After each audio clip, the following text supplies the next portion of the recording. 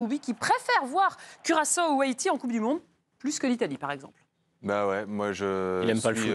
Merci. Bah si, justement. Enlever mon argument. Non mais l'argument, Plus le super foot. l'argument, aimer le foot. En fait, là, la Coupe du Monde fait partie des compétitions en fait où tu peux découvrir quasiment l'intégralité de toutes les cultures. Moi, j'ai pas envie d'une Coupe du Monde d'élitiste tout le temps. Vous étiez les premiers à crier au scandale pour la Ligue des Champions, le circuit fermé pour que la Ligue des Champions qu'ils voulaient faire, je me rappelle plus du nom. Super League. La Super League, voilà. La Super League, vous étiez les premiers à crier en scandale. Et là, en fait, on va découvrir des pays. Il y a une émotion qui, pour moi, est honnête et sincère. Il y a plein de choses qui se passent. Même si ça va être compliqué et qu'ils vont peut-être prendre des pilules, moi, je suis pour découvrir leur culture. Je suis pour qu'ils arrivent à comprendre et à arriver sur la Coupe du Monde pour voir leur football, pour voir ce qu'ils pensent, comment ils travaillent. Comment est-ce que... Allume la chaîne Nature et Découverte et tu vas découvrir. Bah non, mais leur tu vois, pays. ça, c'est pas respectueux, je trouve. Moi, j'ai besoin de les voir dans le contexte sportif avec la Coupe du Monde, parce que ce que je regarde dans la Coupe du Monde, c'est pas le système tactique, c'est pas comment lui il coach, c'est pas ça que je regarde. Mais il y a quand Moi, même si vous voulez que des clubs, Mais il y a un côté sacré de la Coupe du Monde, Pierrot. Mais qu'est-ce qu'il y a de sacré? Tu vas voir Angleterre-Suriname 13-1 et tu vas voir Harry Kane qui a mis 6 buts. Je te donne un exemple, tu donnes 6 buts et tu vas me dire c'est bon.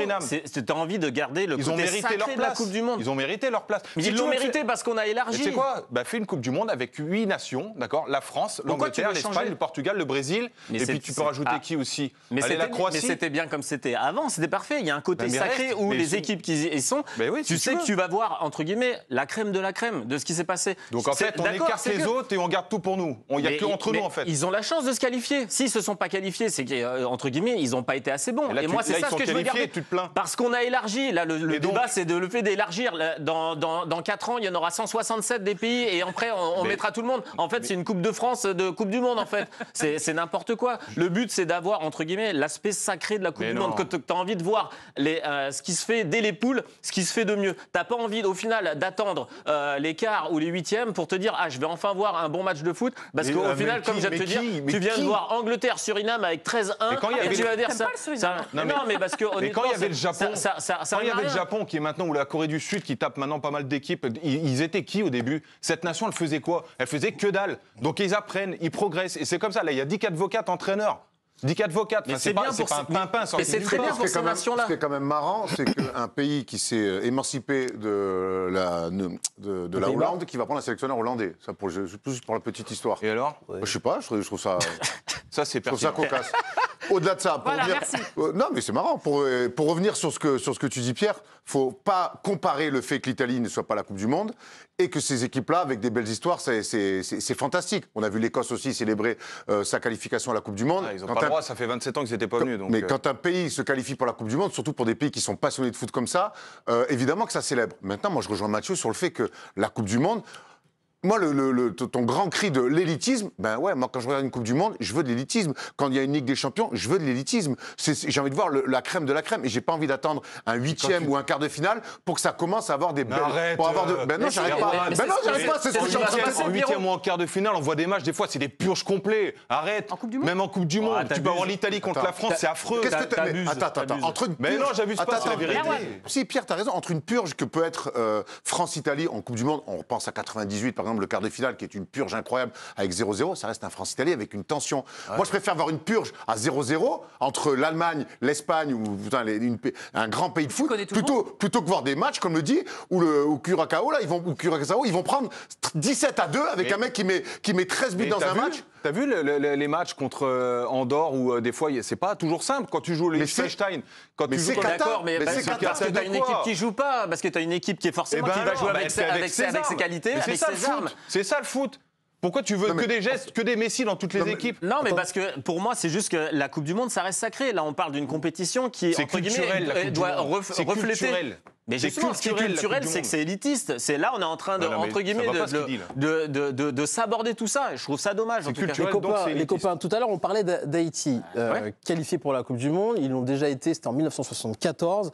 Nous, on a contacté un journaliste d'origine haïtienne, Pierrick Bierluc. Ah oui, Béric. Tu le connais pas bien. Béric Bierluc, ouais, j'ai du mal. Il nous raconte son émotion après cette qualification, lui qui s'est levé très très tôt ce matin pour regarder le match.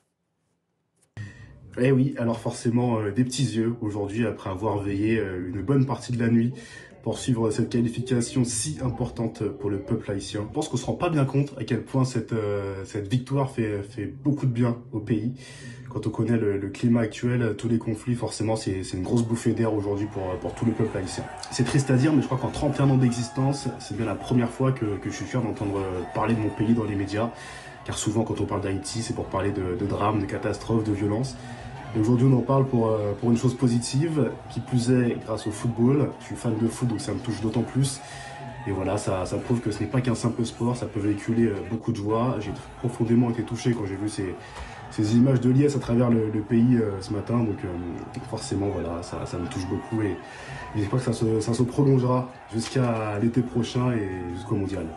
Mathieu, c'est vrai que pour certains pays, se qualifier pour la Coupe du Monde, ça dépasse tout. Et ça permet surtout de mettre la lumière sur le pays pour un événement positif. Mais ça, c'est incontestable, c'est énorme. Le bond qu'ils vont faire, ça va générer forcément de l'argent, ça va leur permettre d'avoir de nouvelles infrastructures, etc. Donc pour les pays eux-mêmes, c'est top. Là, moi, je parle juste d'un point de vue spectateur. Moi, que j'aime le foot, j'ai juste envie que cette compétition-là reste quelque chose, pour moi, d'élitiste. Il faut que ça soit les meilleurs joueurs, en fait, je vois les meilleures nations et les meilleurs joueurs qui sont là.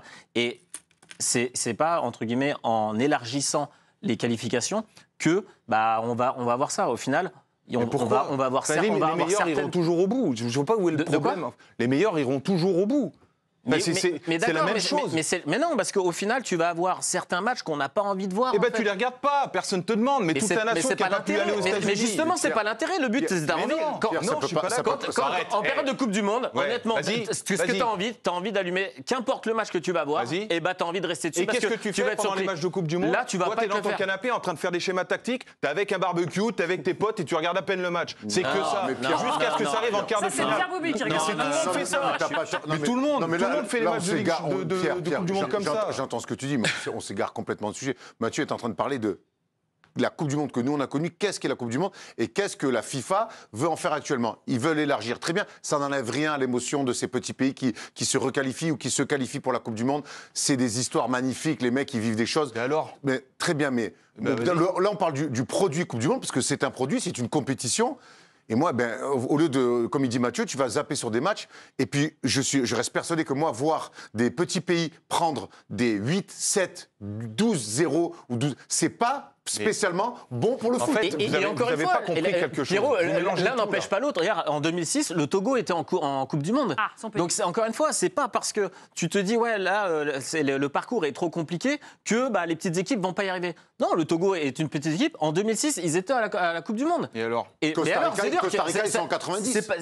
Mais ça veut dire que t'as pas besoin d'élargir entre guillemets tes qualifications pour avoir, comme tu dis, découvrir des petits pays qui vont eux vraiment là mériter leur qualification. Parce que là, au final, tu t'élargis tellement. Non, mais ces pays-là, il y a quel mérite? C'est Koh-Lanta pour se qualifier pour la Coupe du Monde. Je le sais, mais ça reste. Ils l'ont ouvert quand même un peu plus. T'as donné un peu plus de chance pour. J'arrive pas à comprendre comment est-ce que vous pouvez pas vous rendre compte de ce que ça peut diffuser dans un pays et pour une communauté, pour un peuple. Mais dans ce cas, alors pourquoi ton raisonnement, pourquoi tu fais pas 360 pays? Dans ce cas, ça va être de la lumière pour tous les pays. Tu vas faire une Coupe du Monde sur 4 mois et ça va être top.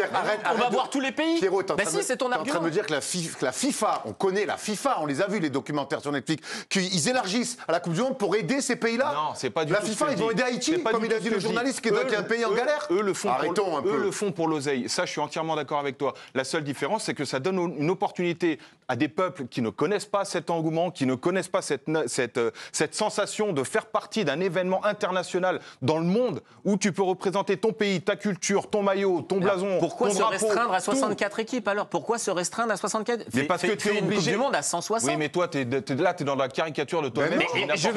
Évidemment, je ne vais jamais faire une ton Coupe du Monde argument. à 160 sur un an. Réfléchis.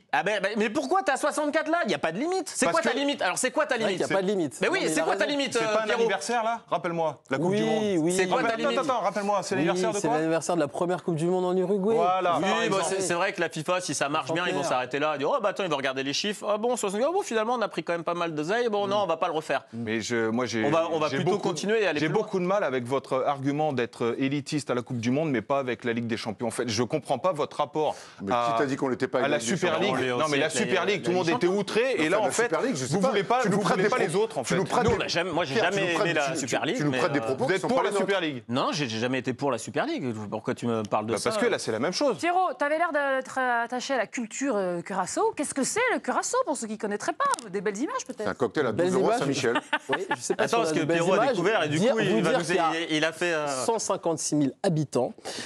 C'est une île qui est dans la mer des Caraïbes, qu'on connaît bien. 444 km² pour ce toute petite île de la mer des Caraïbes. Aucun joueur, je vous l'ai dit tout à l'heure, de l'équipe de Curaçao est né sur l'île. Ils sont tous nés aux Pays-Bas. Et leur phase de qualification, c'était quoi? 7 victoires et 3 nuls. Ils sont 82e au classement FIFA. Effectivement, Dick Advocaat, ancien sélectionneur des Pays-Bas, est le sélectionneur de Curaçao. Je pensais qu'on verrait des images d'îles désertes. Va falloir être prêt pour le... Va falloir être prêt quand même. Pour revenir sur le débat, c'est que si aujourd'hui tu... Encore une fois, la question elle est dure. On préfère voir le Curaçao là que l'Italie. Bon, déjà, l'Italie, ils ne sont pas qualifiés. Là, pour le coup, l'Italie qui ne se qualifie pas avec l'élargissement, c'est une petite catastrophe pour eux. C'est la deuxième fois. C'est la deuxième fois qu'ils ne se qualifient pas pour la Coupe du Monde. Ce serait la troisième. Mais apparemment, c'est simple de se qualifier. Non, mais s'ils ne se qualifient pas, ils ne méritent pas d'y être. J'en ai pas plus que ça, quoi. Mais je trouve que... On conclut, Erwan. Je trouve que c'est... la Coupe du Monde qu'on a connue, avec laquelle on a grandi, c'est pas moi qui le dis, c'est un grand philosophe, c'est que le football change, certainement. Cite mon nom tout de suite. Le football, il a changé, mais je trouve que, en tout cas, c'est... Je sais pas, pour moi, la Coupe du Monde, c'est tous les 4 ans. C'est comme les Jeux Olympiques. Les Jeux Olympiques, il y a certes, tous les pays sont concernés. On va pas parler de l'avèron sportif, parce que... Mais il y a que les meilleurs qui doivent y participer. Donc maintenant, si tu as l'impression que ça va changer la destinée du pays, Erwan, on a hâte de se faire un petit barbecue devant Haïti, Nouvelle-Zélande. On va se régaler. T'inquiète, je me mets derrière les fourneaux. On va se régaler. Tu seras le premier à venir, en plus. Tu seras pas invité, Pierrot.